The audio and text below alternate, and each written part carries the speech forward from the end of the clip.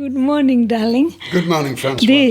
This is beautiful Kool, as everyone knows in Byron, an icon of Byron for a very long time now. And of course, he is supposed to be spreading joy in the street. So I have gone and pretty much kidnapped you this morning from the street. And I'm really pleased. I'm really grateful that you're here. Oh, thank you, and thank you so much for all the joy spreading and for our friendship. You're very kind. Oh, you're very kind. Thank you, darling. Wow. Francois, she didn't really kidnap me. I arranged to come here, and I brought Francois a present today. The Kool and the Shakers T-shirt. Ooh, my love. Thank you so much. Kool and the Shakers. Look Kool at and the this one. Shakers. Can you see it? That's a beautiful one. Kool and the Shakers. So you did all the graphic designing. Well, my idea, Yes, I asked them exactly. to do it like this. Right. Yeah, I asked them. So the shaker, that's the pineapple. The shaker is the pineapple is the shaker, and you have the hula hoop. Yeah. I'm going to put this on. I've always got the pineapple. Voila. Voila, there it is. This should fit me brilliantly. Oh, look at it. And look at this, can we see that? For Kool and the Shakers and Francois. Very good. And that's the name of my song, which is going to come out at some point. Oh, yes. In the pineapple. You are working. Have a beautiful day in Byron Bay. Have a beautiful day in Byron Bay. You are working on this song, and I'm quite looking forward for when it's going to finish and be released. I've been working on this song on and off for years, different people. It never seems to get finished. Yeah. But I enjoy the creative process. Yes, the creative process. So yeah, I am working on it again though. Maybe this time, it will get released. Yes. You were having to come all the way from Wollongbar before, and all the way to here to spread to the markets around. Yeah. Then be with people. For a long time, I used to hitchhike from the Wollongbar to Byron, do a bit of shaking, hitchhike it back to Wollongbar, do the washing up where I lived. Yes. I was the pot washer on a community. Yes. So I used to have to do my pot washing duties as well as my hula hooping, Yeah. And yeah, I washed up for a long time. I washed a lot of pots. Oh, wow. How does that go for your day when you have to wash that many things? Well, it kind of burnt me out in the end. The washing up. Yes, yes. Yeah. There was a lot of it. And then, so I did it for years. And then, I just kind of had a bit of a, mentally I found it a struggle. Yes. And I like performing a lot more, Yes. It was good washing up just in the kitchen on my own, day in, day out. Yeah, you don't have to think really. Like you don't have to think. Yeah, you don't have to. You just. Anything I do, I don't have to think. And this idea of hula hooping and the shakers, when did it form? Well, what happened? If anybody can remember, my earliest days in Byron, and I've been to Byron before I came this time 13 years ago. Yes. And I used to sometimes play a drum and recite poetry.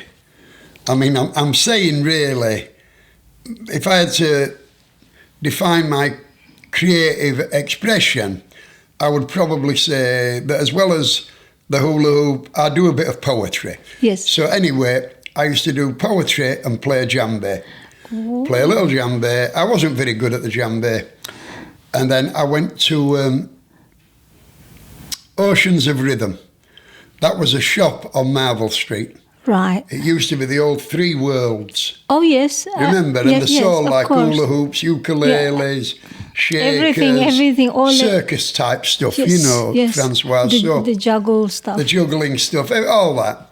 And Damien, he was a great friend of mine. Absolutely. Remember Damien? He's a beautiful man. And he's in some good bands, he's a great musician.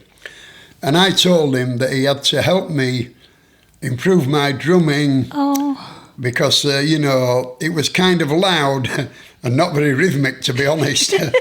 So it's true, Francois. Bang, bang, bang. The beautiful lane, Byron Bay shouting, you know. So he started laughing and he told me, excuse me, I should do something less confrontational. He called my drumming confrontational. And I said, well, I'm not sure what else I can do. Oh, wow. And he said, do the hula hoop. So I said, I can't do the hula hoop. And he sold them in the shop. Yes. He said, well, just practice out the back till you can do it and then go out and give it a go. And if it works, you can pay me for the hula hoop. And if it doesn't, then you don't have to. Oh. So I thought, fair enough. So I practiced a few afternoons. And then eventually I went out. And I liked it, actually, better than the drumming. And it was less confrontational in the beginning. But then he said to me, I told him, I feel I'm lacking something. So Damien actually gave me the banana shaker. Oh, goodness me. He said, go shake that and do the hula hoop. So I went out and I was shaking the banana and doing the hula hoop and saying, shake your banana, shake your banana. And I got a few funny looks, particularly from the men. Of course. So I went back and I said, I think this is also confrontational. Yeah. And he was laughing his head off, Damien. Damien was laughing. I am too. Yeah, he was laughing like anything. And he said, take the pineapple, Kool. He had the pineapple shaker. And so I took the pineapple shaker and I started shouting, shake your pineapple here today. Almost instantly, shake your pineapple in Byron Bay. And this I found really had a good effect. Yes, yes. And it kind of uplifted me. Mm-hmm. And I went back and I told him I'm really happy. I mean, this is about 12 years ago. Yes. And I've done it so much and I've still got the same things he gave me. Not the originals, yes. But, you know, I've got a banana, a pineapple and a hula hoop. And, it's kind of Damien, if anybody knows Damien, who had Oceans of Rhythm, the drum shop, the old Three Worlds. Yes. He's in a good band now up on the Sunshine Coast. Oh, wow. And he's learned himself the handpan. He does handpan. Right, yeah. It's so beautiful. Well, congratulations, Damien. Damien, congratulations, Damien. Yeah, and he's just had a baby. He's had a baby not long ago. Wow. Yeah, so. This is such a beautiful story. It's a beautiful story. And yeah, Damien, he's helped me so much, actually. Three Wall was an iconic shop in Byron for all there's still musical percussions and many That's right, things. everything. I've got a lot of things There's from still there. one in Burley Heads. There's still a Three Worlds. Yes, up there. There was a lovely couple in Byron back in the day there. Oh, yes. Do you remember that? There was a girl.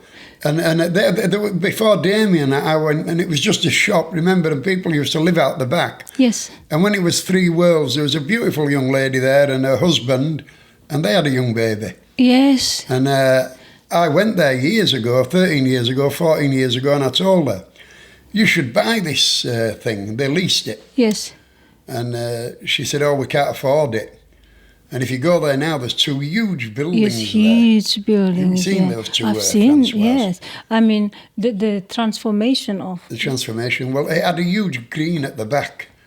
It had a lot of land with it, you know. But then, and then they had to leave, and then Damien leased it. I think there used to be a didgeridoo workshops there. Yeah, he used to make them out the back. Yes. There's a couple of different people used to make them out the back and sell them in the shop. Yes. And and they used to do workshops, and Damien used to do drumming workshops all the time. Yes. There's a real energy there. Very beautiful. Very beautiful and energy. It's very Byron. Very Byron. And the old Byron, Byron. It was very easy whenever somebody came to the drumming circle by the beach, and then they say, oh, where can I get a drum? You refer them to this iconic little shop that has everything. And Damien's not money orientated. Damien used to go to that drum circle nearly every night. And he used to perform with me. We used to go to the open mic nights. And he used to do, although he's a paid musician and he gets a lot of paid work, he would still do anything free, for creativity. It's just the love for music. For the love of music and for the love of sharing, And so in me, I mean, he liked, to be honest, he liked me.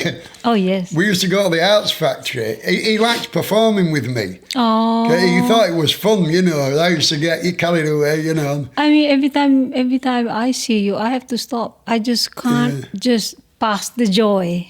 I stay and absorb, and then, you know, when I go in the car, I just start to, That's very kind. you know, smile, which is kind, very kind. I think it's starting with you, and it's been really fantastic because the community.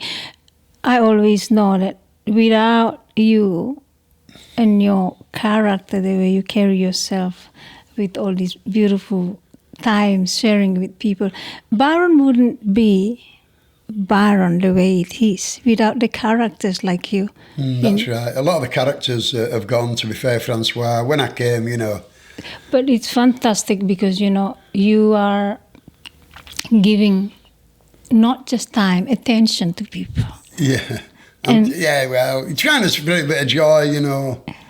I mean, I do it for a living. It pays for everything, Francois. Of course, yes, of course. My busking is very, very, very good, though, isn't it? I mean, once again, let's not forget the people of Byron supported me for years, and I mean, it pays my rent, my meals, my shopping. I get everything. Yes. From my performing. Yes. And I've been supported by a lot of the same people for a long time, you know. There's a lot of goodness in Byron. And some of the characters have disappeared, but there's still a lot of goodness, you know. But this is also like your gratitude of giving back to the community, which is lovely. Gratitude,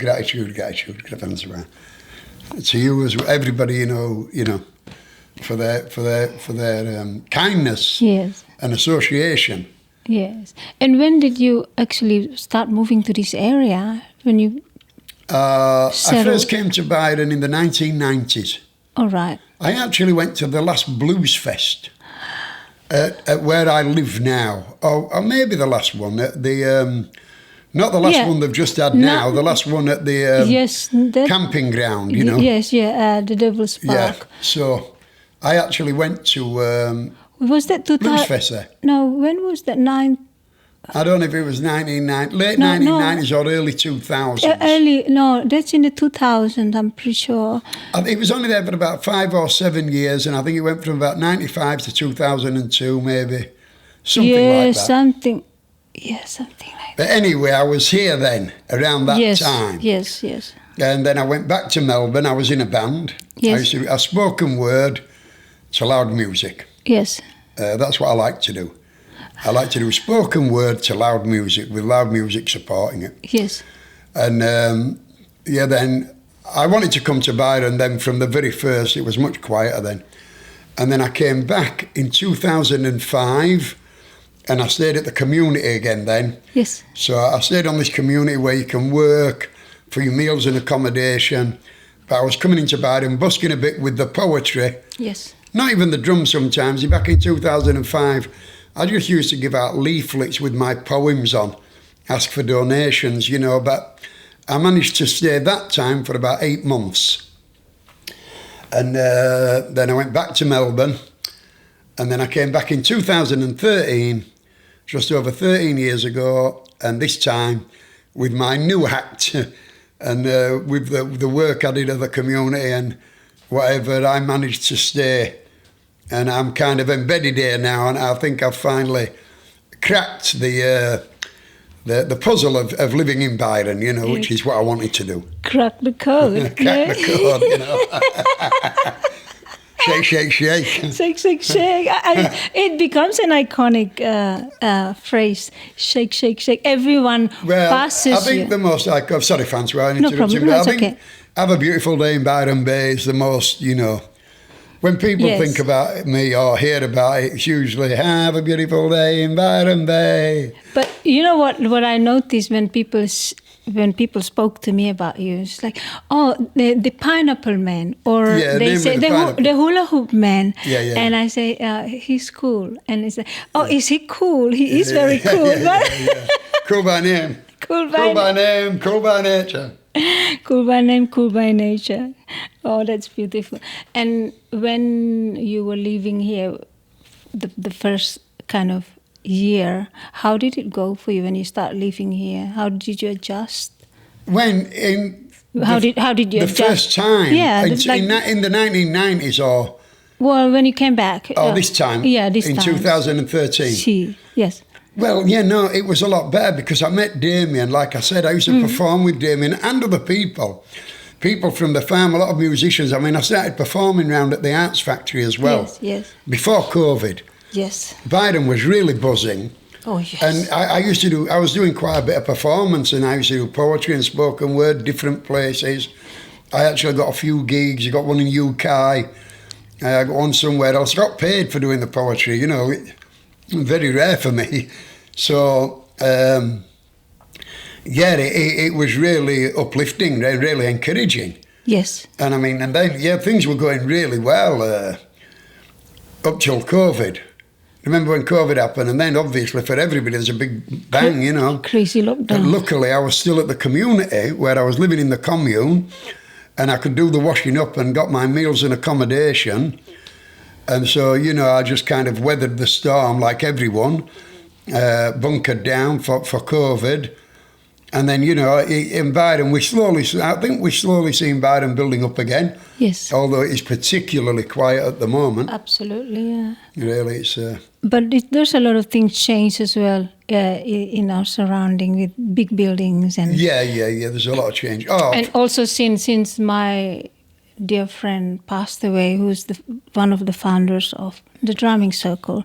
He passed away years ago, and so I couldn't go there every day with him to have the drumming circle by the beach anymore. We still do it, but randomly when it's well, that day. was also COVID, if you remember, Francois. I mean, Byron, the drumming circle was a massive part of Byron. It is. And they actually stopped them during COVID. They moved them, wouldn't let them gather. Well, we kind of, I think all of us who are the main ones that goes there, because there was this lockdown, so we couldn't go. And so I think just before, I remember the first one we tried to do in Brunswick was on the other side of the Torquay Beach. And we did the first one there just at the end, during the bushfire in 2019. And that was very much when COVID started to come, and then, you know, that was towards the end of the year. And then, so we couldn't continue. So then some friends of mine texted me we were to do it in Torquay, and didn't take off until the regular Sunday in Brunswick started. And so that luckily... So that's where that energy really is now, that Sunday one in Brunswick Heads. But I mean, if you're here sometimes on a sunny days and a sunny sunset, you know, nice days of sunset, I still do it on the same spot at Mavis. I still do a bit of drumming, Francois. Well, last Friday I went to do it with some friends. That's nice. That's beautiful. We text each other and I would probably come down if I knew it was. I will text you. I used to go nearly every night. Yes. When I finished hula hooping, nearly every night I'd walk down to the beach and see, you know. Yes. And I used to dance there. Everybody used to dance. I remember. That was so good, wasn't it, Francois? It was a beautiful time. It was a beautiful time in Byron. Also, do you notice the way people connected? It was like a huge mob of a family. You know, everybody knew. Yeah, I agree. I mean, because it was everybody very knew community. everybody. Well, like I said, Damien used to go nearly a lot of those people, a lot of locals. That guy, I still see the guy around who played his trumpet there. Yes. You know that guy. That's Ken. Ken, And I call him Gandhi because he reminds me of Mahatma Gandhi. With the glass. And then he always saves his head bald. Yeah, it's true. He does look like that. Yeah, now. and so I would... Now you mention it. But I mean, so you get to see these people. He's a really good musician. Daily basis, and you say hello. So then when you see him in the street, it forms a wider connection. Yes. Which Byron was all about, you know. Yeah. I was thinking about that, Francois, as well, though. And before the paid parking, yes. So down on the beach there, you would have all the vans and all the surfers and the skating, all the backpackers. The skate. You remember? And the skaters, people skate. Like people of all ages skated together over there, and everyone's learned to slow down when they come with the cars. It became a shared space that was really beautiful. It was a beautiful space. And paid parking came. And then paid parking, and then COVID. I mean, we've had a lot, you know. A lot of things happen. It's, Oh, wow. but And before you came to Australia, where were you? I don't like to think about my life before Australia. Okay. I do have a life before Australia, but it's not very. Look, you know, there's all this happiness and everything, Francoise, but we've got to be honest, you know, everybody's got a past, you know. Yeah. And I used to drink a lot, you know, I used to take a lot of recreational drugs. My life was very unhappy for a long time, actually. And then I came to Australia a long time ago, and I didn't. I mean, in Australia, for a long time, I was still drinking heavily. I was on the cask wine at one point. I was drinking a blackout, you know. It was a very, very sad experience. I mean, look, I don't like to think about my life. I mean, it might be running away. But I stopped drinking in 1999, and I stopped a lot of things. In the year 2000, I started to revolutionise myself. Wow. And I started healing. It's a beautiful transformation. Yeah, a transformation. And I mean, still, I don't like to relive anything before that, because to be honest, Francois, it's only sadness. I mean, everybody's got a sad story. Yes. I mean, it's not pleasant to listen to. It's not pleasant where I've been. Yes. But, you know, the good thing is, you know, that it's unbelievable, actually. But, I mean, I believe it is the goodness in people which helped to turn it around. I went everywhere. I went to Alcoholics Anonymous, Narcotics Anonymous. I went to, you know, I went to the Hare Krishnas. I went to church. I studied a bit of Buddhism. I mean, I really, really it was one hell of a battle, you know. I looked everywhere and I searched everywhere to kind of get out of this darkness, you know, really. And then, like I say, you know, it's amazing the strength of goodness in people, Francoise. Yes. You know, and I think that's what helped me more than anything. That I just met some people, you know, who you know, kind of healed me a little bit and helped me on the journey little by little, you know. Yes. But I think that also comes from, like, even though there's many good people, the fact that you decided to have the change, to stop all that and, you know, make a leap from the... Yeah, you have to decide you want to change, you know, yes. and you've got to mean it on a very deep level. Yes. And I mean, that kind of transformation usually only comes from real suffering, in my opinion, you know. Oh, yes. It would be nice if it came another way, but you've suffered so much that you've got to look, you know, you've got to ask for help. But then, yeah, that's the transformation, is surrender, really, for the ego. And I can't do it myself, you know. And then I need help. I need my life. Oh, anyway, you know, it's just so much to go through. The greatest thing is where you are now. Yeah, that's right. No, I mean, even, you know, like I say about Damien helped me so much, and he was just so cheerful, you know. Yeah. And just being around that energy, you know. Changed so many things. It made me a little more cheerful. It made me a little bit more upbeat, you know. And what's the point dwelling into set past anyway, when you are good where you are now? Well, so yeah, great, that's right. And I've also learned that. I mean, I'm not thinking about the future either. It's not that I just don't want to talk about my past. I don't think much about the future either. I mean, Byron Bay also has learnt me that. I get up on a morning and do what I do, and as long as I'm capable of doing that, I'm happy with that. I'm grateful. Yeah. You know. Do you think the nature of Byron, the way the nature is in Byron, I mean, we don't have skyscrapers yet, and we are so in tune with nature here. You think that has a great effect on us as residents here? Well, yeah, I think it has a great effect on the area, but I mean, that is disappearing as well.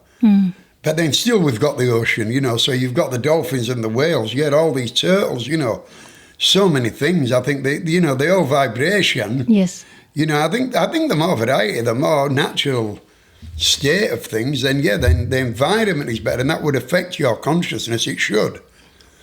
But then also there's a lot of materialism also, which and like you say, these buildings, building, they change things. They change the nature of your environment very much. Absolutely. I think that. Even the demographic of people since COVID has changed. Yeah. And we become, I mean, when I see you, you're one of the few locals that I know for over decades. So I'm just really glad because many of the friends who used to be locals are now elsewhere. They live elsewhere, so you don't see them on a daily basis. If I were to go to town shopping, I mean, I'm still so glad I get to see you, and it's very rare to see somebody that I know now. Because if I were to walk from the beach to, let's say, the post office before, it's supposed to be like 3 minutes fast walk, right? You get there, but now,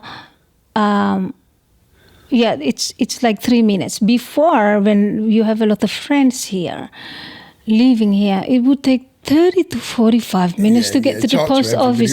Exactly. It was a lot slower. A lot slower. And everybody kind of knew everybody, the good, the bad and the indifferent. Everybody knew everybody. Yes. And I mean, even when I'm hitchhiking now, I appreciate I get a lift. But back in the day in the 1990s, if you saw a car coming, you'd think, I'll get a lift. Nearly every car would pick you up. Yes.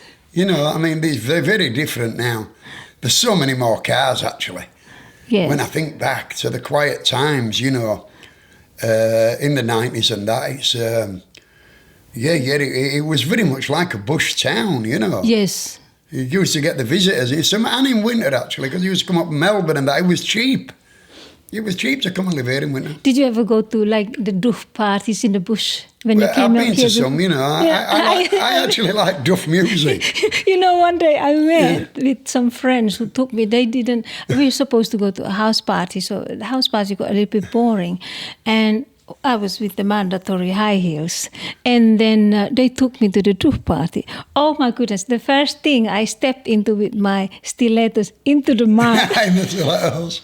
They laughed so much. I was whinging. Why didn't you tell me we're coming here? Yeah. Oh, you know what they say about that? It's all good till you get stuck in the mud, and then it's hilarious. Oh, I love that you haven't lost the accent. I love it. And some people say, I don't understand Kool's accent. I understand perfectly. Well, I mean, it wouldn't be as bad as what it was. I think people can understand me now a bit. Yeah. Before it was very strong, you think? Well, stronger. Stronger, yeah. It's still strong. Oh, it's still strong. They would have softened down a bit. I have been here a long time. Like I said, I've been in Australia a long, long time. So, yeah. Imagine in 30 or 40 years, I think. So what's the difference in living in Byron and the other parts of Australia that you have lived? Well, I mean, other than this vibration, this frequency that transform you into.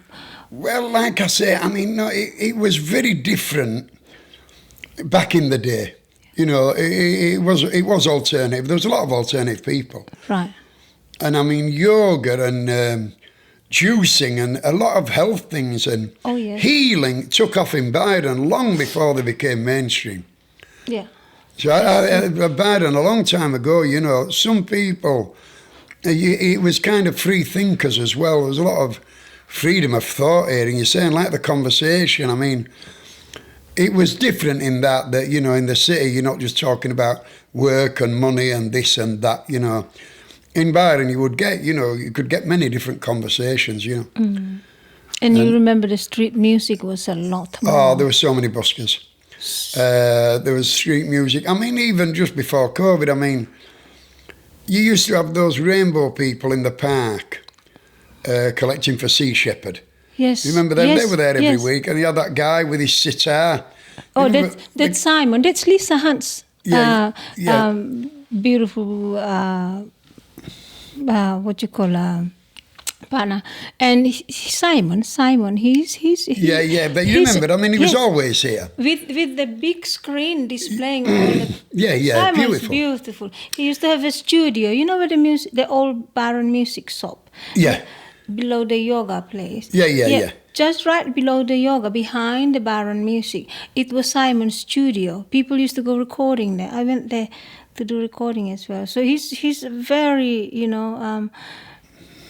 well known in the music. It's very much about an identity. Yes. But that's what I'm saying. But it was playing in the streets so much. Yes. And there's so many buskers, actually. So many. And I mean, on the night time, you know, that Tones and I was here, you know that, and that, what they call it, Kind Love Heart used to play in the street. There's all these guys. And actually, when I was going in Damien's shop and that, Xavier Rudd, you had Xavier Rudd music all the time. I think he lived in Byron then. Yeah. He lived in Byron at one point, I think, Xavier. I think so. I'm pretty sure he picked me up hitchhiking, actually. But yeah, you know, everybody there, Follow the Sun and Spirit Bird, all this Xavier Rudd music was playing. Yes. Which was really beautiful, you know. I think Xavier lives in Ocean Shore. Yeah, I think he did. Yeah, because I think the only reason I remember, because one day we bumped into each other. He was at the circus and dropping his kids, and I was there by the reception, and you know, just asked where he is living. Yeah. He's in Ocean Shore, and these. But I mean, these are really grounded locals. You know, they are down to earth. Yeah, that's right. People. Yeah, well, you know, for some reason as well, Byron, I think, does that. That, you know, you can be the most popular and famous or talented musician or actor or anything. But for some reason, like you say, I don't know if that's the environment, what we were talking about, but you'll find most of them are very down to earth, you know. They're not kind of, you know, I'm a big star or I'm a great musician or I'm this, I'm that, you know. It's nearly everyone I've ever met. I met a few people here, you know. Yeah, and you can have everything and still be very down to earth and humble, and that's right. That's what I mean. Have common ground with everybody here. Yeah, but I found that a lot in Byron as well. I found the same as well. I don't know if that's the ocean or the environment or just the consciousness of the people around you, but it seems to be pretty, you know, you don't find many really arrogant. No. Arrogant. It's true. Arrogant kind of entertainers or actors or musicians, whatever they are, you know, they tend to be kind of humble. And there's all sorts of artists here. And appreciate it, you know. Yes. So Gratitude. You know, the word on the street, Byron Bay, for a long time, I found that, you know, a lot of people here, you know, like Damien once again, though, but a lot of his friends who are really successful musicians. Yes. And, you know, even though they run festivals and that, you know, they're kind of full of gratitude for what they've got, you know. Yes. They're not proud of their achievements, you know. Yes. But the thing is, like, because they are the way they are, being very down to earth and connect with people as ordinary as we are, that's why I think they exceeded well with their musical journey. They in life, I think, people, Francois. I think that's why they do well in life. They do well in life, but also like in terms of being musicians, people love their music, and above that, they love the person who's creating the music, and that's like a really big plus for a musician, I think. And the connection, once again, Francois, is connection. Connection is so important, you know. Yes. I mean, and, you know, a lot of those people on stage and that, you know, you're trying to connect with the audience. The audience trying to connect, you know, with... It's very much a part of it. Yeah. It's not just how good you are at playing an instrument, you know. Yes. How often does anybody ever, other than these people looking at you the first time holding a banana? Well, I'm a bit different. Yeah. I'm a bit of a shock till you get used to me. I don't know if they're connecting with me. Some of them cross the street. I mean, how often? Some people think I'm a bit mad, you know. How often now do you get that? Oh, yeah, I mean, but yeah. You still get that sometimes? We've got new people in Byron all the time. I mean, some of these wealthy people in particular, see them coming down the street, they're looking at me and they're not, I don't think they're feeling connected to me. What am I looking at? I think if they pass me a few times, or then if they see me not doing what I'm doing, they realise I'm not so far out, you know, as a kind of... it first appears. Someone told me once, I don't understand him. He's like, he's not wearing a tutu. He's not a girl. He's an old man with a beard, wearing rainbow. Not wearing a tutu. But I could. No, you never know. And he's wearing rainbow. Give me an idea. Don't give me ideas. Wearing rainbow clothes, dancing on tutu. hula hoops. Come out of the tutu. Woo. And happy on hula hoops. I get arrested. I say maybe I should get Kool some high heels and it would excite and tutus. Yeah. Oh, Imagine if you turn up with a tutu. Well, you know, there's always room for improvement. Thanks, Damien. Yeah. It was Damien's idea to get in the street like this. This is so cool. Why did you choose K? Well, I mean, this Kool and this... Well, I used to have a different name, actually. Ah, yes. Kool Easy Yay. Kool Easy Yay. Kool Easy Yay. And I used to do a bit of rapping and a bit of poetry. Okay. And I used to say, come rock your body, cool easy, yay. Come shake your body, cool easy, yay. Kool with a K means I love you. Kool with a K means I love you. And Kool Easy Yay, those initials spelt key. Kool Easy Yay, love is the key to eternity. Love is the key. So that K, on this one it actually spells cats. Did you notice that? Kool, if you look at the initials going down now, it says Kool Cats. Cats, oh yeah. Ah, I'm always up to something. Very brilliant. Great minds. These are not accidents. I'm always up to something. Great mind. Yeah, so if you look, Creative mind, cats. Kool Cool cats. Kool and the Shakers. Kool and the Shakers are cool cats. Here is the explanation why Kool and the Shakers cool cats. Very smart. So Kool and the Shakers is also me shaking that. But it's also the people who are shaking. Would you like to? Kool and the Shakers are cool cats. Would you like to show me your talented djembe? I can get the djembe and then. I'm not. No, it's confrontational. That's my point. We don't want your viewers to switch off. No. Believe me. They're more likely to be curious or confrontational. It's not very good. It's not very good. My drumming is not very good. What if you do it together?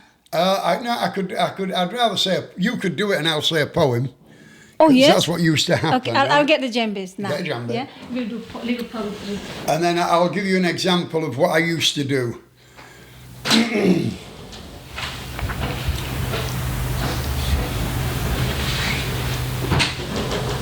This is actually a very small one. Right, yeah. Just tap along. I'm not even sure. I'm not such a great.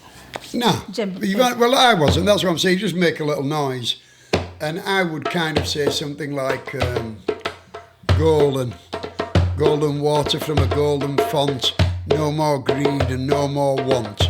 Golden bird in a golden sky, golden gleam in a golden eye. Golden land and golden sea, golden river and golden tree. Golden you and golden me. Golden. Ancient wisdom trapped by greed, entombed in time by wayward seed. Rise up again, by love call forth, by love call forth. Rise up again, by love call forth. West to east and south to north. Ether, air, fire, water, earth. Reverse the process back to birth. Return towards the sacred tree, that we might again respect all things living and the dead not dead. All things living and the dead not dead. God and goddess, two in one, joined here beneath the moon and sun. All things dense and those unseen, past and future in between. Above below and all around. Rainbow spectrum, rainbow sound. There's a rainbow rhythm and a rainbow hue, and it lives in me and it lives in you. The time has come to turn the page and usher in a golden age. Golden. Like that. Thank you. Thank you, that was great. That was better than when I did it with the drum. It's very... Yeah, so that's what I used to bang the drum and shout like that. Yes, that's one of the things I used to shout. It's very nice that you can do this. This is so cool. I wrote it myself, you know, I wrote it myself. It's so cool. I wrote a few poems. And these T-shirts, you're going to have them available for sale, yeah? We can buy them. One day they'll be available for sale. We can buy them. I'm really lucky. I'm one of the few people. Yeah, I'm one of the first who get given. I'm going to get some made. These are kind of, what they call them, samples. Samples, yeah, the samples. You know, that was just a sample. I got that made at Mr. Moose. I bought the T-shirt from the Rainbow Shop. I bought the T-shirt from the Rainbow Shop. Wendy, she's a lovely woman. The Rainbow Shop is closing down. No, yeah, no. So once again, Byron. That's an iconic... It was so iconic, the Rainbow Shop. It's been such a big part of my life in Byron. And I heard that Wendy, the woman who runs it, and she's run it for years. And she's wonderful. She's wonderful. You know Wendy. Lady. So yes, then yes. I've heard that the Rainbow Shop is closing. The lease is up and she's not trying to find a lease anywhere else. She lost the other one higher up the street. You remember? Wow. Francoise. She was up opposite the park, yes, remember? Yes, yeah, I remember. So that lease, and then she moved up near the beach. She moved up there. But then, so I bought the T-shirt off Wendy. And over the years, she's given me a number of T-shirts as well, by the way. And then not even charged me for them, you know. Oh, yeah. And then I went to Dr. Moose and I got the printing on it. Yes. But it won't last on these Francois. Right. That printing will not last, you know, on that. So maybe hand wash. I'm going to get some screen printed ones. I told you that. Great. Yes. So yeah, one day I'll have some screen printed ones, and maybe when my song comes out, "Have a Beautiful Day in Byron Bay." Can you see that? Yes. Yes. Have a Beautiful Day in Byron Bay. I'm still working on the song. Remember. That's right. When the song comes out, then I'll get some more T-shirts printed, and when the song's released, then I might try and distribute some of those screen printed versions of that. You know how you have that hat, the fishing hat? You should have. This hat? You should consider Kool and the Shakers. Kool and the Shakers on the hat. I could get some, yeah. Because that's the one you always wear. It's like yeah. Big part of. Ones. I got different ones. Oh yes. They look similar. Everything I get. I think it's because of the pineapple and the pineapple. Yeah, pineapple is it's usually the pineapple. The pineapple's there.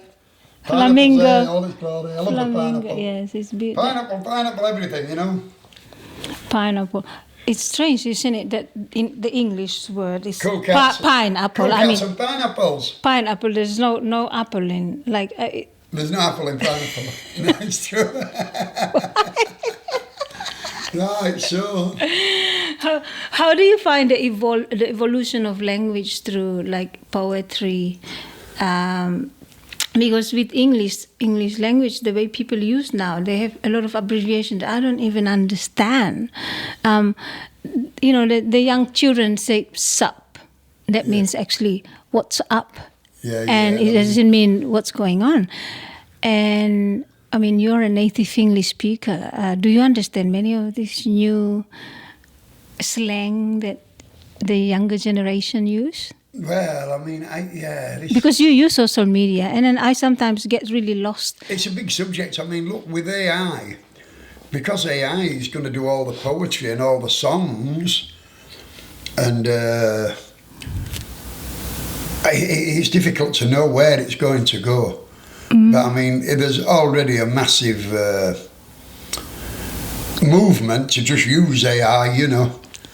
And so, I mean, the kids, I'm not sure they'll be thinking about language or its rhythm or cadence or, you know, even the rap or what have you. I mean, it'll be easier just to like write something, like you say, even in those words though, and get AI to rhyme it, you know.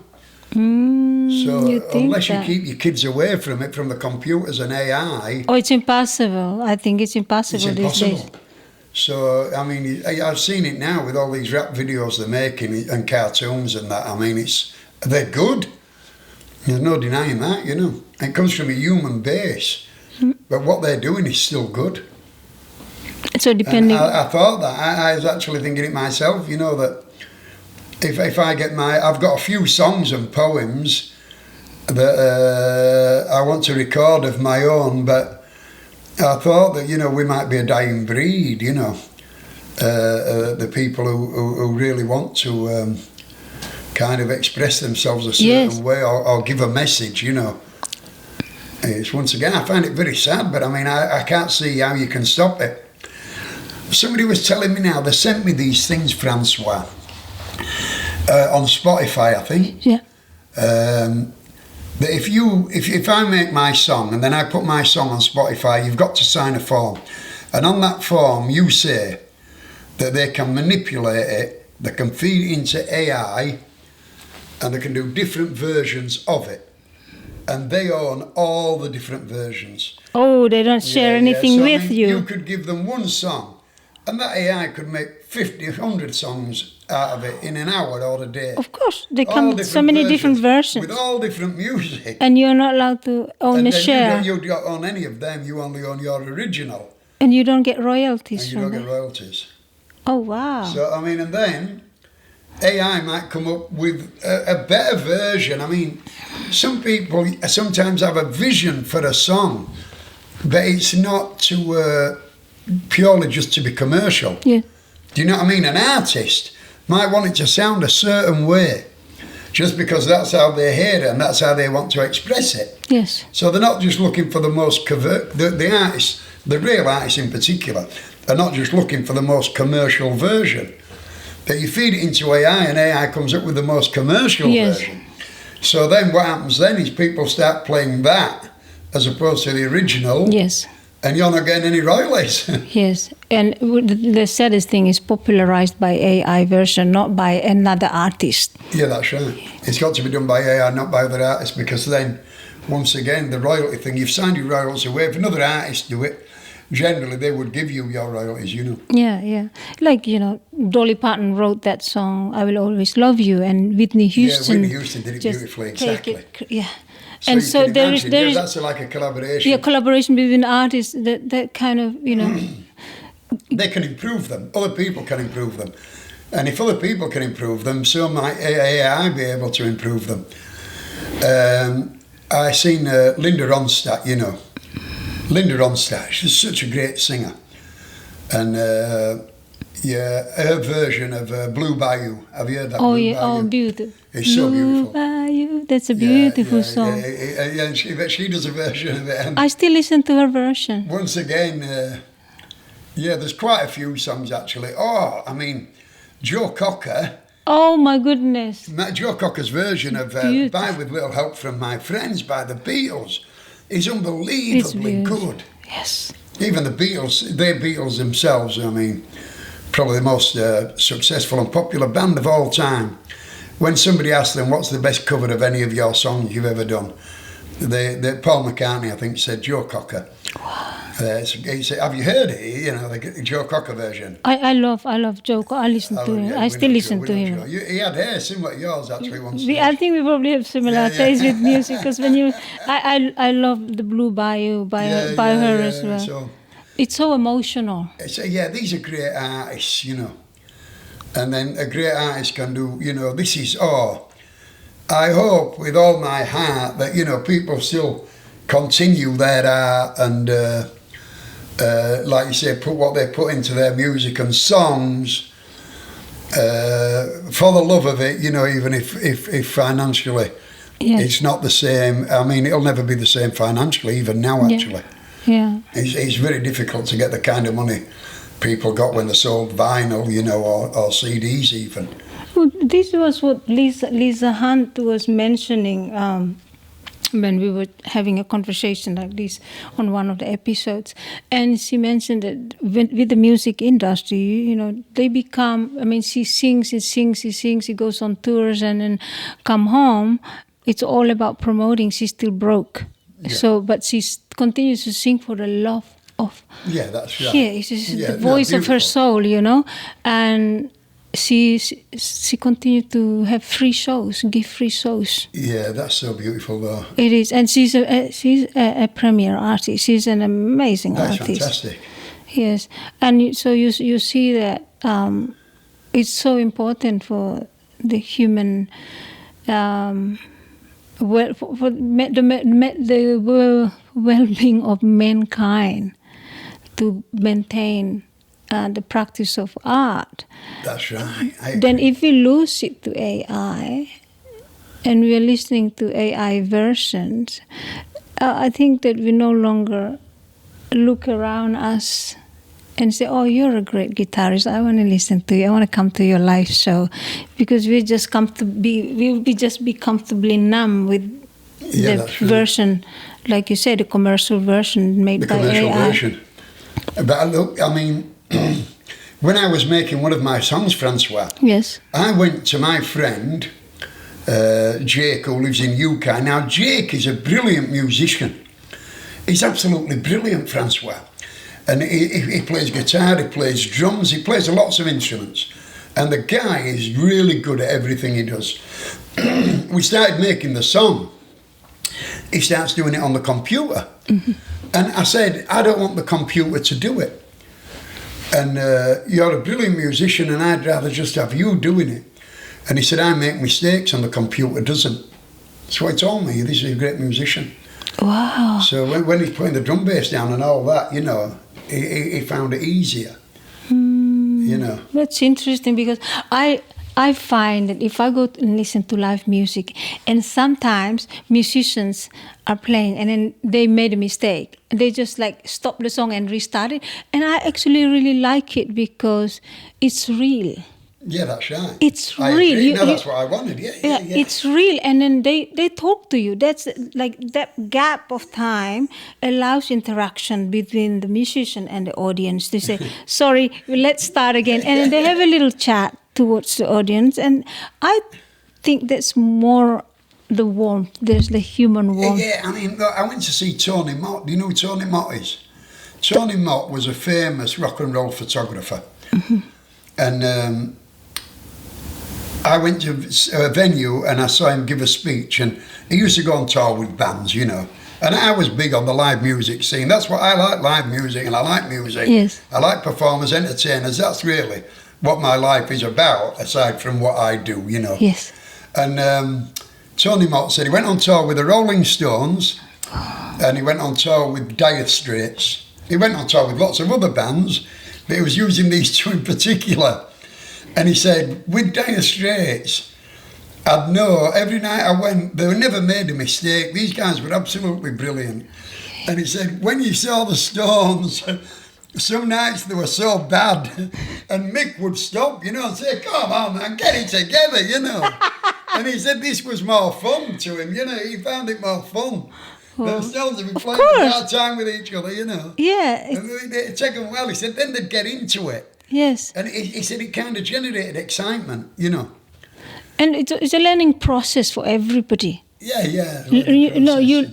I'm not just on knowing their instruments, I mean, or refining the piece of the track, but it's a process of interaction with each other, how you know, the learn of communication. Yeah, once again, this is the human interaction and the vibe. Yeah. Everything that humans bring, you know. Yes.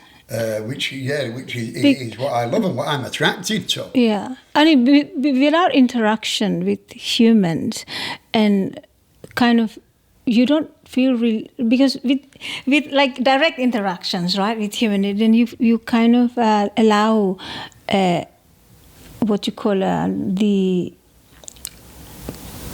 emotions to be felt, so they're kind of, in a way, you grow compassion. You learn about being compassionate with each other, because the guitarist is probably having really hard time, and then, you know, everyone else, maybe they're heartbroken, and everyone else in the band is aware of it. No, we learn so much. And I agree, Francois. I know what you're saying. That everybody's learning within it. Exactly. And there's all different things going on. Yes. But all of them are good for us. You know, we're learning one thing or another. Everybody's learning something. The guy making the mistake is learning something. The guy waiting for him to rectify it is learning. Everybody's learning something. Learning to know each other better as well. Because this is why I'm not. I'm not keen on musicians or artists, even for painting. I'm not keen on using AI, because I just love this. Yeah, no. Once again, I'm 100% with you. I mean, I don't use it. I don't want to use it. I didn't even want to use it with Jake. You know. Yes. And I certainly don't want to use it now. I'm working on my song again. I'm always working on my song. Yes. But yeah, like I say, and then what I've got now is a couple of people who have got genuine exuberance and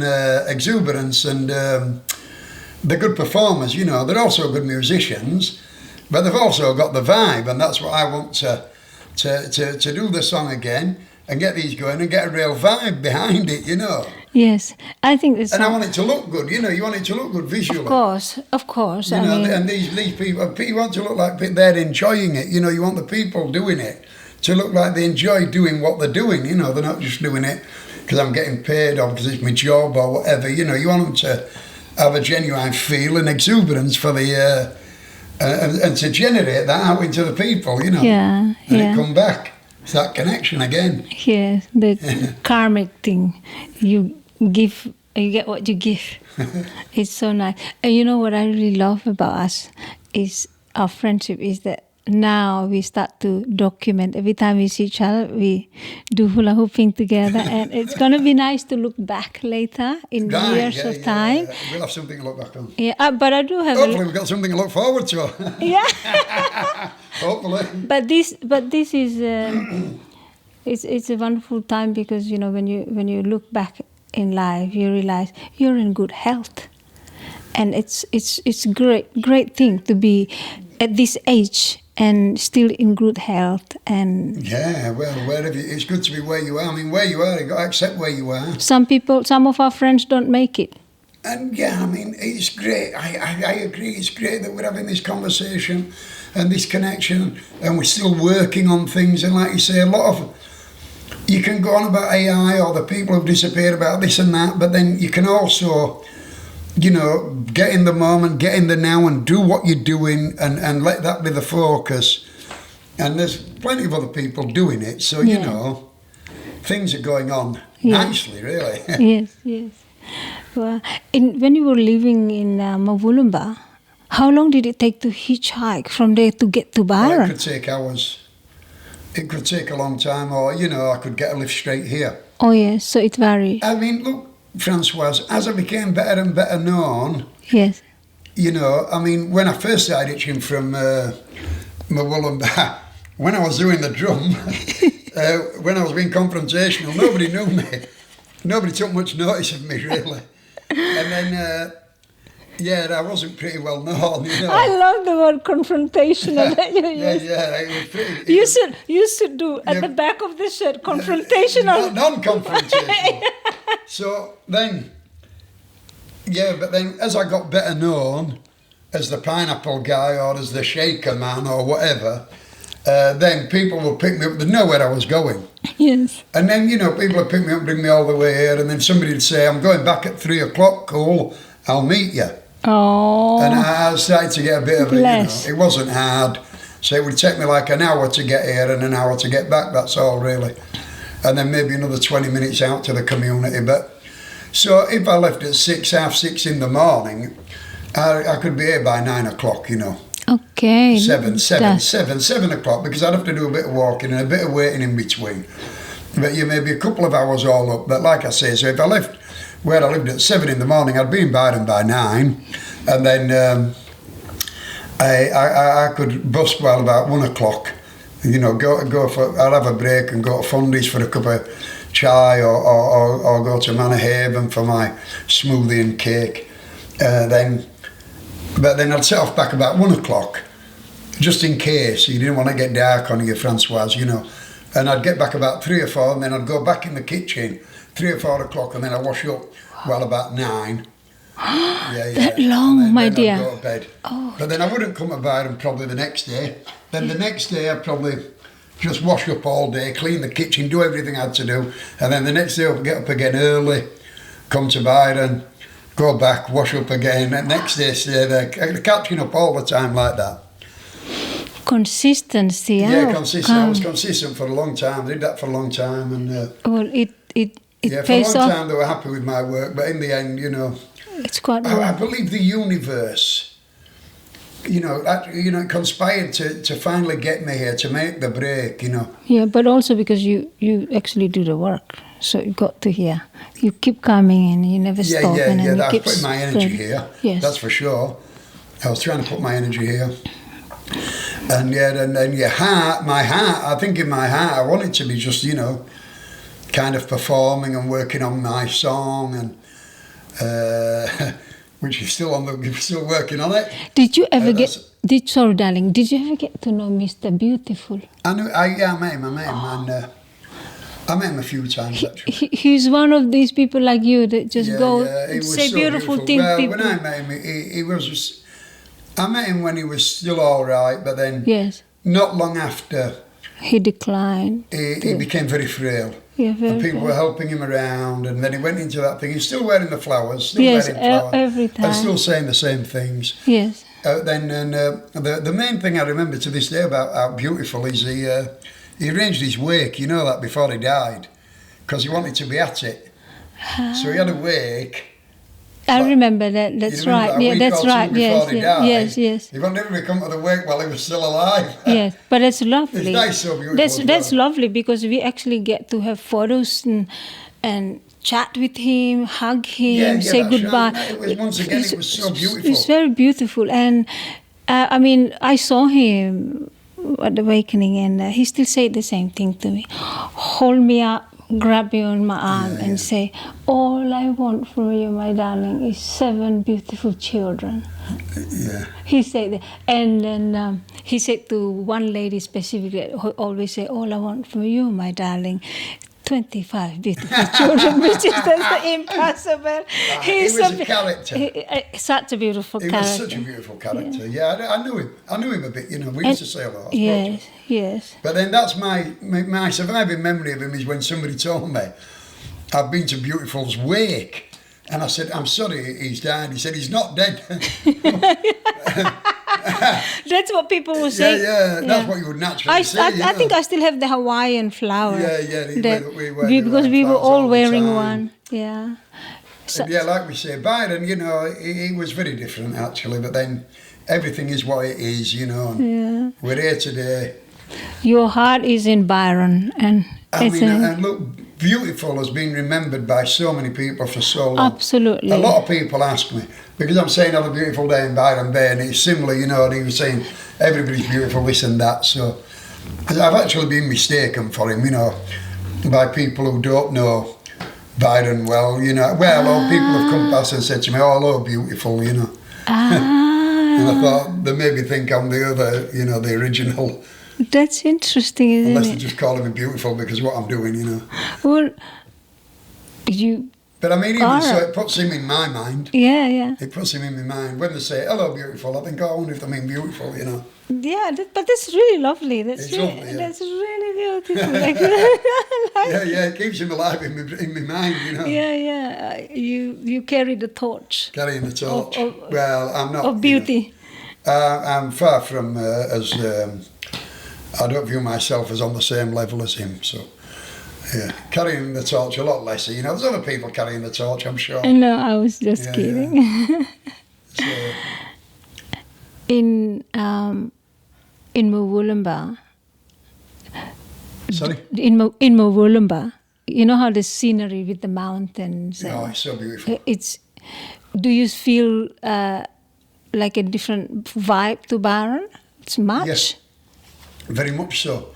But to be honest, Francois, when I used to come to Byron, as soon as I kind of came off that motorway, coming into Byron originally, a long time ago, I felt a lightness around Byron.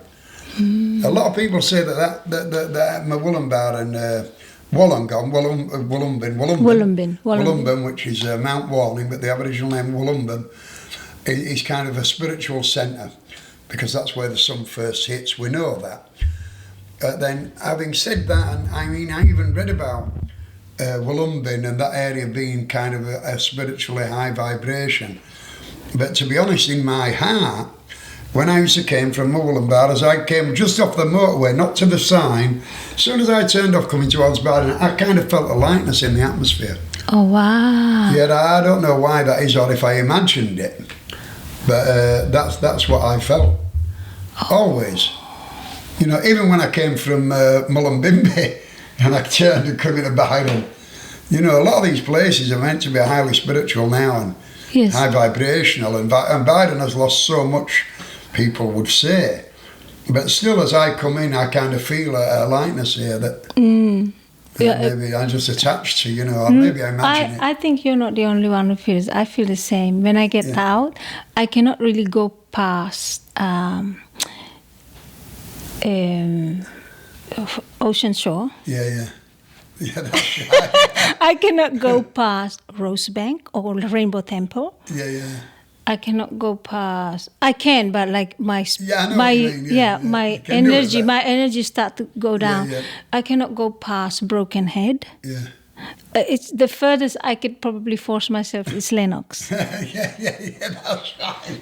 So I mean, the same as a bubble, you know. Yes, it's an absolute bubble. It's an absolute bubble. The bubble is real. So Maybe once I pass this boundary, this bubble boundary, I feel the fragility. I'm like fragile china. Yeah, that's right. Wow. You are like fragile china as a person. I believe that you're beautiful. A beautiful Chinese piece, China piece. But then I don't feel that fragile, but I did feel different, you know. I do. I felt a difference, definitely. Do you feel like if you're in a car and you start to when you get back to Byron, you get to, let's say, around towards Bungalow, Niagara, and you start to drop your shoulders and and then you come to Ewingsdale and you start to feel like, oh, the sea breeze is different. Well, I mean, I very rarely leave as well, Francoise. You know, I go to Mullumbimby on a Friday morning because I love Mullen Farmers Market, and other than that, I don't really want to leave Byron to go anywhere, really. You know, I have to go to Ballina occasionally for something, but it's, you know, I don't want to go, I have to go, but if I don't have to go anywhere, I just stay around Byron and that'll do me, you know. You remind me of a young friend of mine who's from Argentina, and he lived in Byron. He played music and even started a catering business in Byron. And I said to him, Gonzalo, why don't you travel around Australia? He's like, yeah, Francesca, you know, everyone comes to Byron and then they go. They buy a van and they go traveling around Australia. They go to to WA. They go to Alice Spring, many different places, and then they end up in Byron again.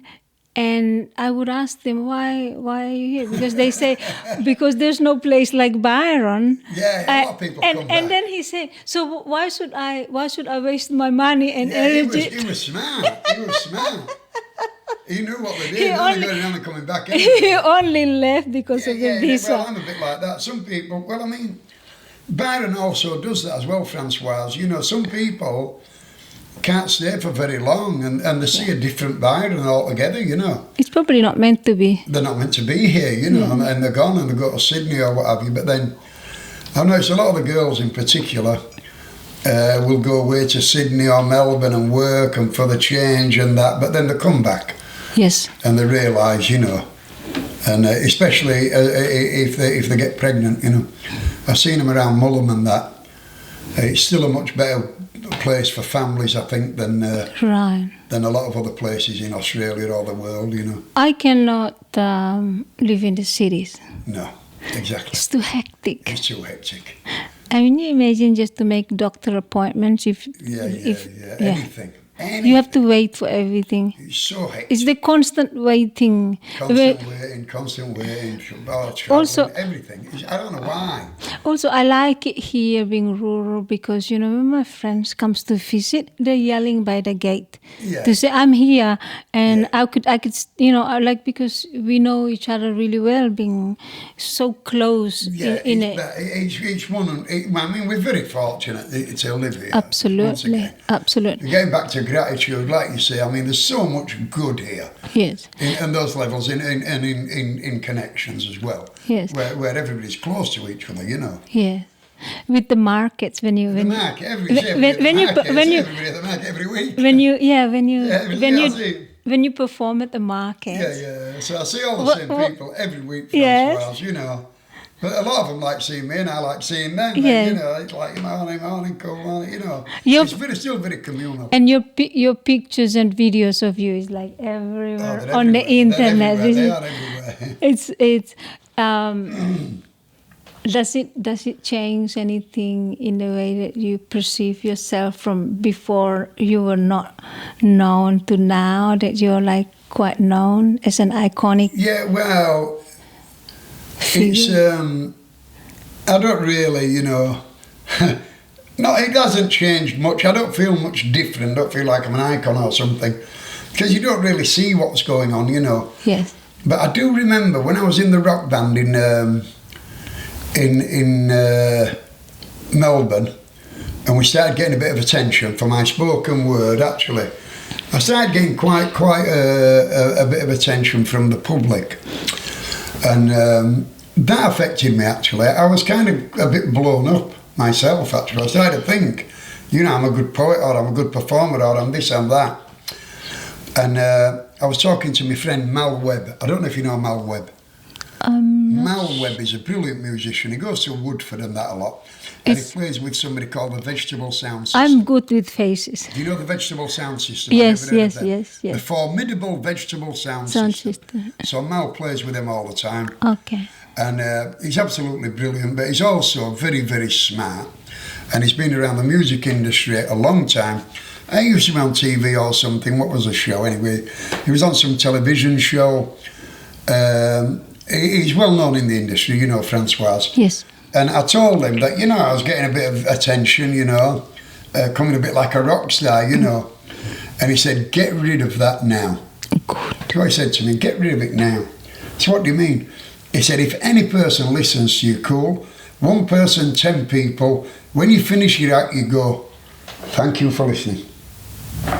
Don't take that away with you. Don't take that attention away with you. He said it will give you psychological problems. This guy was so smart. Beautiful. I was thinking about it, and I took him at his word. And then the next time I went, and there was a bit of cheering and, you know, what have you, and dancing and shouting. And I finished, and I said, thank you all for listening to me tonight, thank you. And walked off, and I felt 100 times better.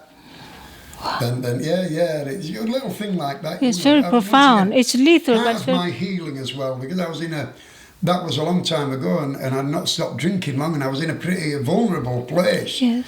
So this was good for me to, you know, thinking out, you know, I'm all right, and I'm this and that, you know. Fortunately, there's something inside me which is not too proud, you know, not too proud to listen. And Mel had a lot of experience, so I listened, and it worked. Yes. So like you say, you know, if things affect me, I haven't become more of this, more of that. It doesn't, you know, really. I appreciate that. If anybody appreciates me whatsoever, I appreciate that. I've said it 3 times this morning, once again.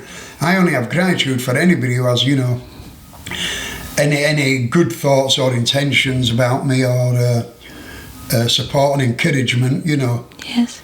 And it's really, none of it is really relevant, Francois, as much as for some reason I have this desire to have a hit record. And I don't believe I'm that bothered if people know it's me. You know, I mean, these videos and music I've been doing so much over the years. It's gone on for years, Francois, you know, making a few different songs, different people. But every one of them kind of wants me to be the one who's saying them, and the musicians want me, and they put me like front and centre, you know, doing the hula hoop, shaking the things as the attraction, as the gimmick in the song. Yes. And I'm always trying to get them to make it a broader version, which is where I'm at now, where, you know, I've got the Mighty Max Fog, and hopefully the Versace Boys. Nothing's happening there yet. Nothing's happening yet. It's true, Francois, but in my mind. But then my vision is of them dancing, and they're like, you know, and of other people doing this dance. It's not where I'm the centre of it. So I don't believe that I'm chasing that kind of fame and attention, really. I think my main desire is to have a popular song. Popular means it's popular with the people, a pop song. So I'm trying to get a bit of a pop song, which is popular with the general public, you know, for the song itself and for the music and for the way it's played and delivered, rather than just the gimmick of it being me, you know. Yes. And it's still in my... I've got a few songs, Francoise. I'm looking forward to hear them. And No, I got some good songs. I mean, I've wrote some songs for women. Yes. And for women to sing, the girls to sing. And, oh, I see. you know, one of these songs I think is my best song. Oh. But I can't sing it. And it's what a friend of mine told me about how she was feeling. She's a girl, you know. Yes. And I think it could well be my best song. Wow. But then I'm going to get a girl to sing that. And then, once again, like I say, I would be so happy if it was widely appreciated. But I'm not so bothered about getting the recognition for it. Because for you, it's just to pass the message through the writing. It's kind of a the message through the words. Kind of a healing song for a friend of mine. Well, it's kind of about my friend and a situation who was also a friend with this girl and the way she felt about what happened. And there are different things. I mean, but they're not. What I'm writing, all these songs, they've all got kind of. It's not just like I'm trying to write a song and writing a song. They've all got a bit of a story to them. Yes. And it's just I'm trying to, getting a bit of the story about people in my life, really. Yes. People who I've known and things that have happened. Yes. So most songs have like a basis like that, you know. But that's why I like, when you listen to Cat Stevens' songs, it has a storytelling to it, like father and son. Yeah. You feel, you resonate with the real life situations that happen between human beings, and this is what you're doing as well. You're telling a story. It's very human. Very human. It has a human aspect to all of it. Exactly. A very human aspect to everything. Yeah. Hopefully. Well, this will be a very interesting turnout. How many songs have you got on a list to work on? I've got maybe with the poems as well. I got the poems in there which you can put music to. Yes. But I'm hoping to have like 10, Yes. 10 pieces. Eventually, maybe on YouTube. Wow. I've got a YouTube channel, but there's nothing on it. But at some point, maybe there'll be 10 different clips of different songs, but not all by me, like I say, by different people. It'll be on my channel, but hopefully it'll be far more than just me. Oh yeah, I'm very sure it will come through. You're fun to do things with, so it will come through. And it's for a great intention anyway. Thank you, Francois. You're very kind. Oh, it's a pleasure. It's such a pleasure.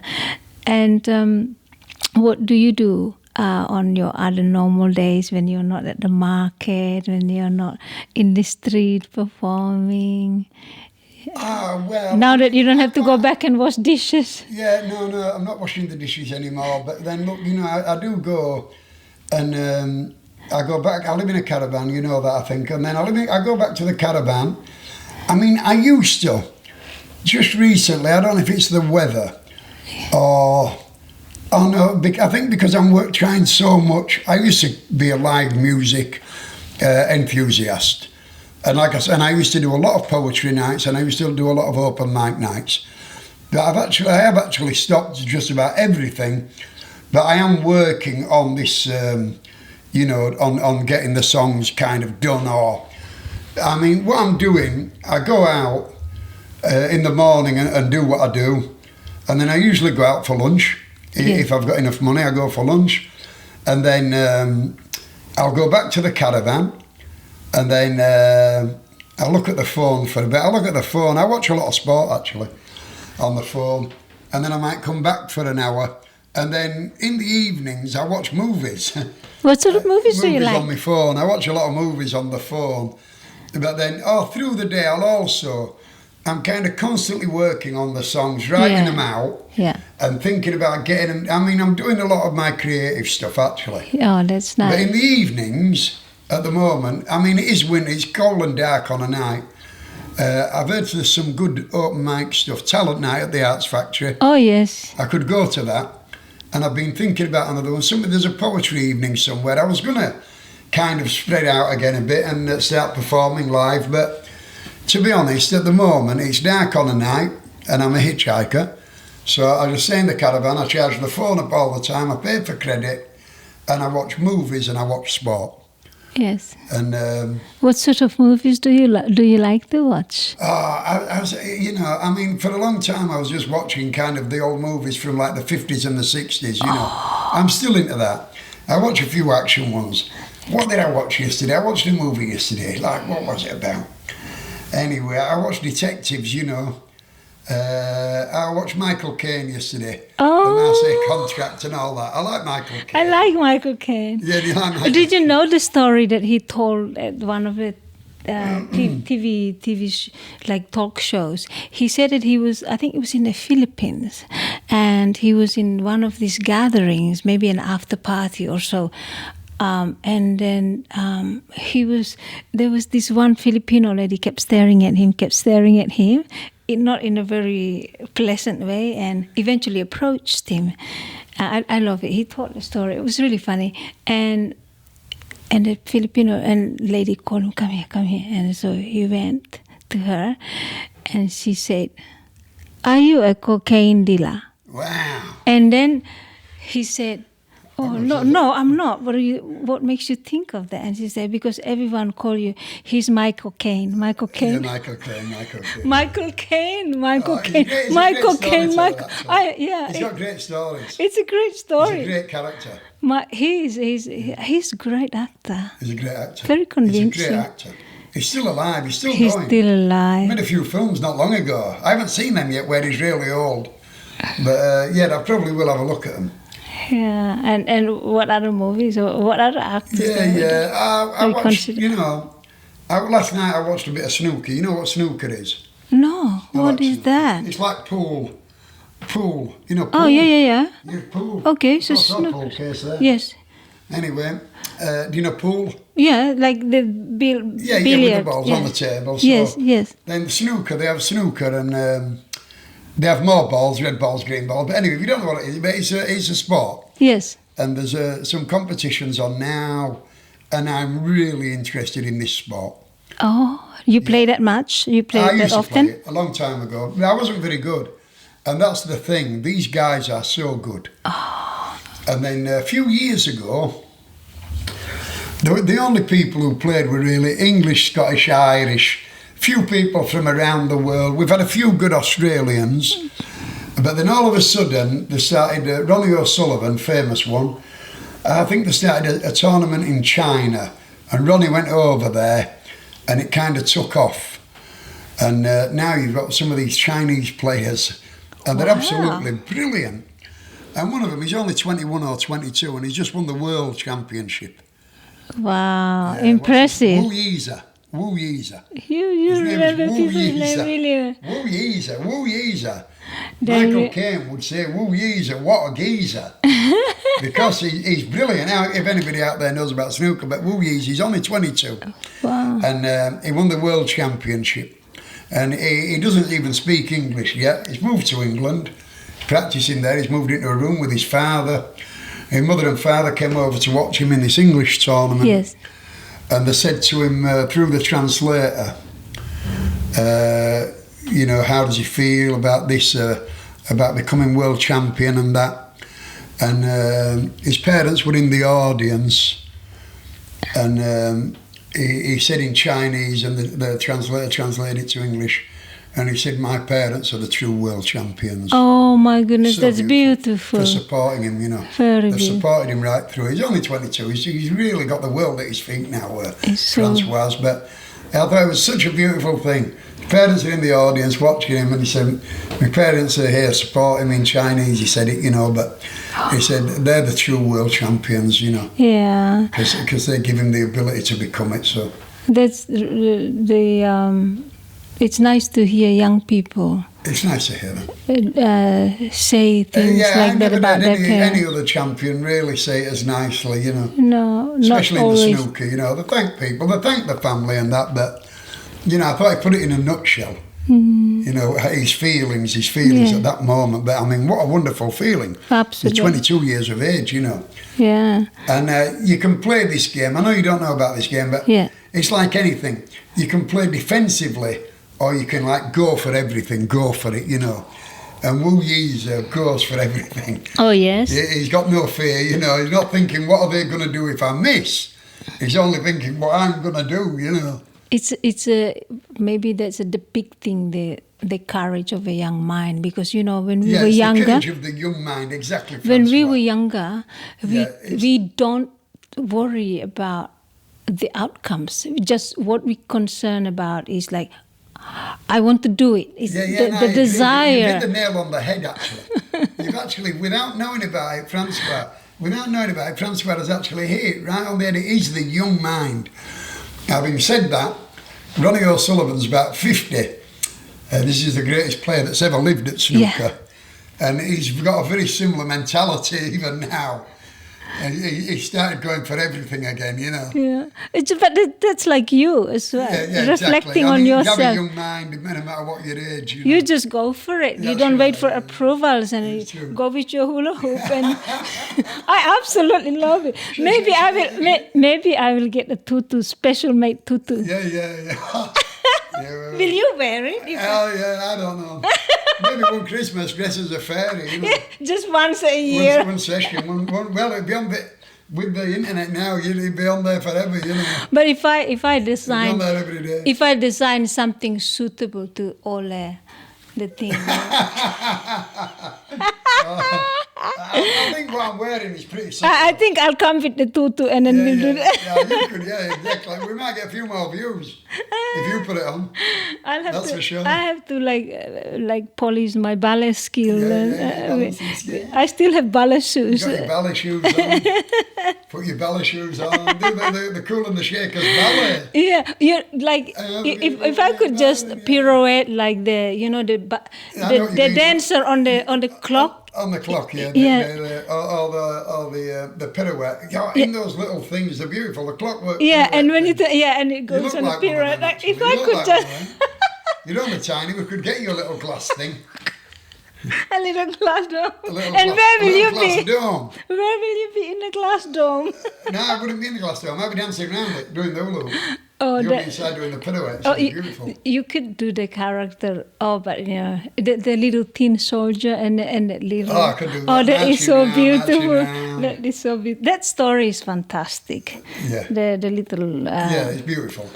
But I think it was Hans Christian Andersen's story. That's right. I think so. It was just.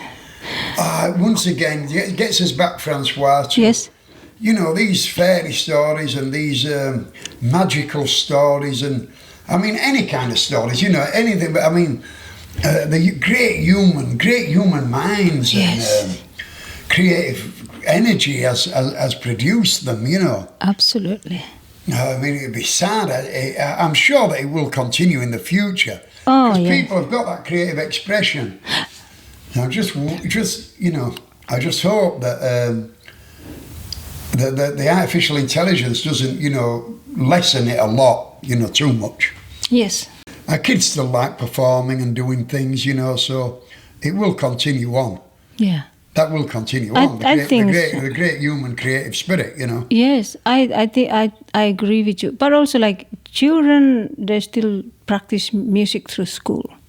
You still have music teachers at school, and that's right. All the schools still done. And people still do workshops, you know, musical workshops and stuff. And so, I mean, my one of my dear friends, he ended up giving guitar lessons, and people just come to him because they want that. People enjoy it. You know, we enjoy it. We enjoy doing creative things. Once again, it's not all about success. It's not all about money. Like you say, the process of creation. A lot of people just enjoy sitting playing with their friends, you know, for the sake of it. It's just the same thing like cooking, you know. Yeah, it's just like cooking. It's just one of those things. Cooking, very creative. Oh, yes. It can be very creative. Can be. I mean, because when you look at cooking into details, it's not just having the carrots or the other spices to add, the onion. Apparently the taste of chopped onion is different to the taste of chopped garlic is different to a minced garlic. So you just imagine creating flavor by understanding whether you want to chop your garlic or do you want to mince it, because it's going to create to deliver different flavor.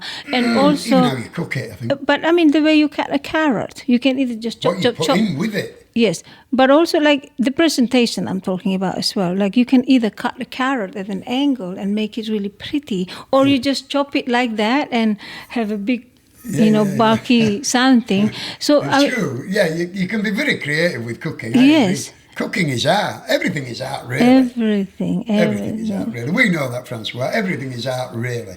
Yeah. Ultimately, everything is art.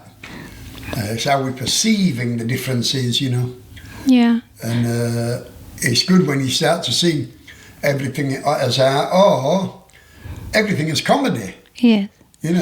I like, Billy Connolly and these great comedians. Oh my goodness. They Billy Connolly, but who else I really like?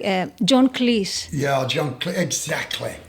Rowan Atkinson. Absolutely brilliant. Rowan Atkinson, Of course, Mr. Bean.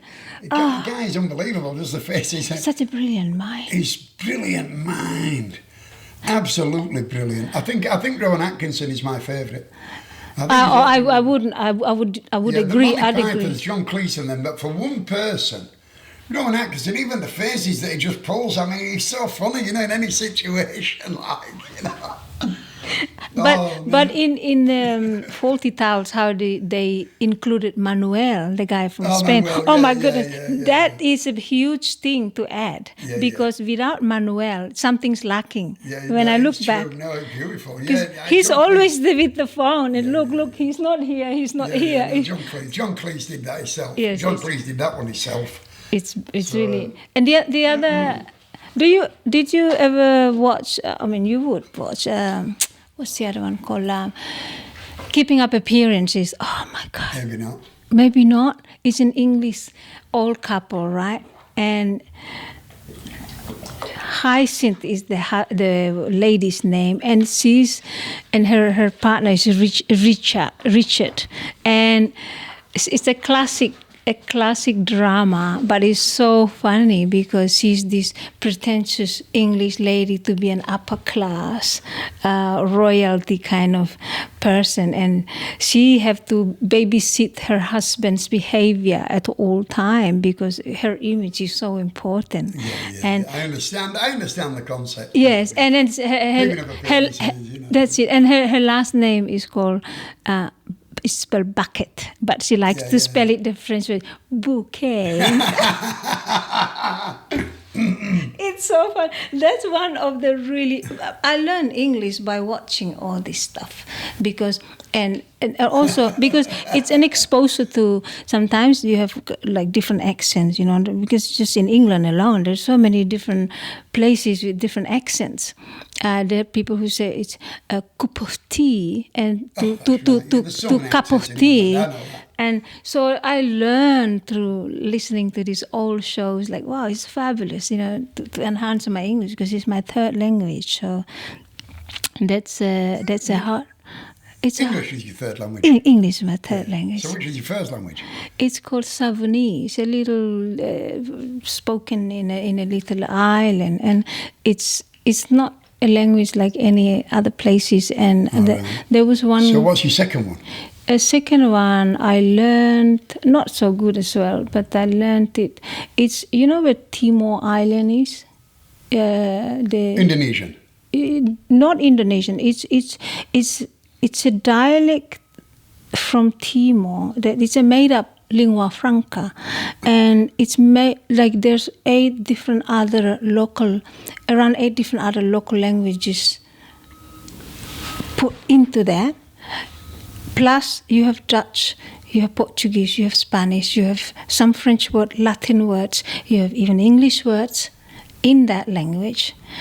And you have also Malay words. Pidgin English. It's crazy, but I think that's the one that drives me to really as well. Became very interested in all the Romance language, like French and Italian and Portuguese and Spanish. It sounds very familiar to me.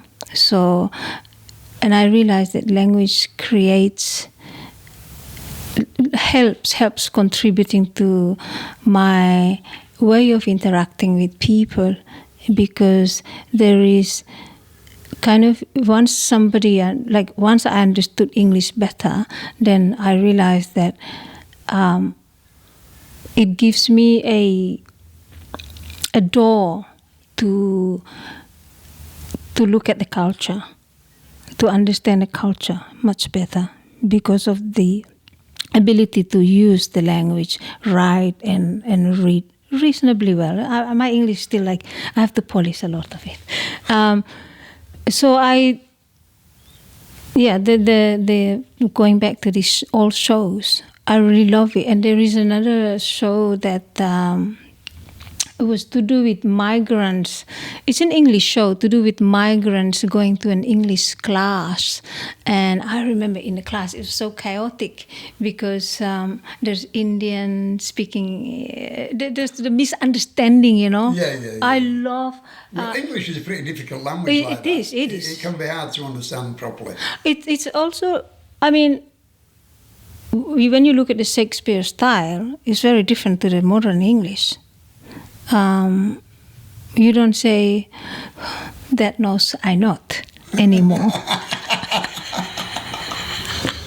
What time is it, Francesca?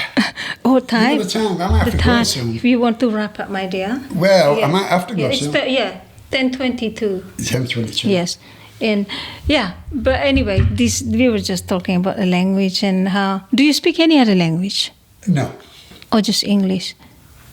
Only English. Yeah, only English, yes. I don't speak another language.